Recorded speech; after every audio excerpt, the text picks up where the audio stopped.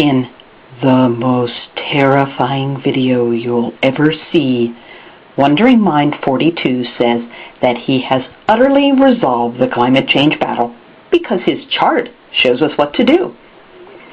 If climate change is not man-made, but we take action anyway, we get the worst-case scenario of massive global economic collapse.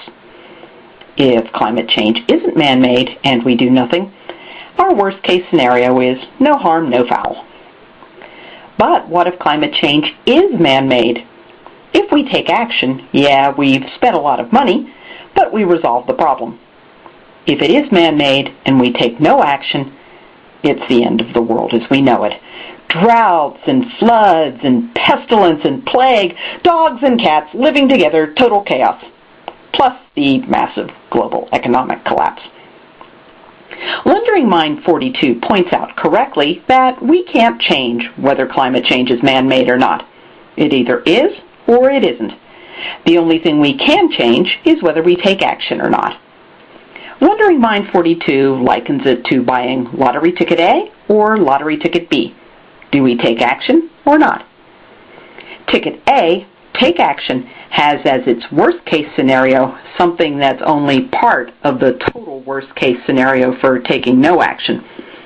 So, since the very worst-case scenario is under take no action, we must take action. We must tell everybody right away to watch this video and help it go viral so everyone will get the message and realize that Wanderingmind42 has solved the problem and found the answer. He then challenges us, saying that nobody he has explained this to has found a flaw in it. Well, I decided to take his model and apply it to another potential crisis. Instead of asking, is climate change man-made? I'll ask, do I have cancer?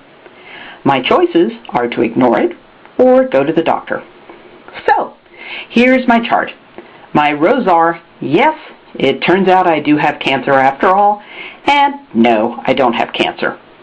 My columns are, no doctor, stay home and watch Netflix, or go to the doctor. Okay, so let's look at the yes. I have cancer. What if I don't go to the doctor? What's my worst-case scenario? I die a wretched death. That sucks. Well, what if I go to the doctor? What's my worst-case scenario? I spend a metric buttload of money to be subjected to the horrors of chemotherapy, radiation therapy, and surgery, and then I die a wretched death anyway. Let's look at row 2. I don't have cancer. What if I don't go to the doctor? Well, I don't have cancer. Who cares? What's new on Netflix? If I don't have cancer and I go to the doctor, I spend money on unpleasant tests with potential adverse effects to find out that I don't have cancer. I could have bought every DVD I wanted and said screw you to Netflix. Just as in Wanderingmind42's chart, in which we have no control over whether or not climate change is man-made, I have no control over whether or not I have cancer. I can only choose a column, my response. Well, what is ticket A? Don't go to the doctor. I either die a horrible death, or I enjoy my Netflix subscription with no harm done.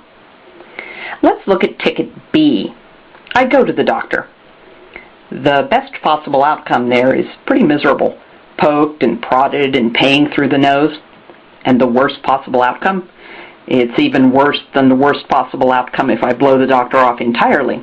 I not only die, I spend a lot of money increasing my suffering before I shuffle off this mortal coil.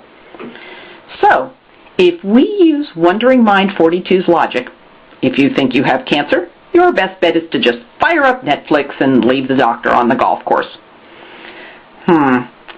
It seems to me that you need more information to make an informed choice about such an important matter.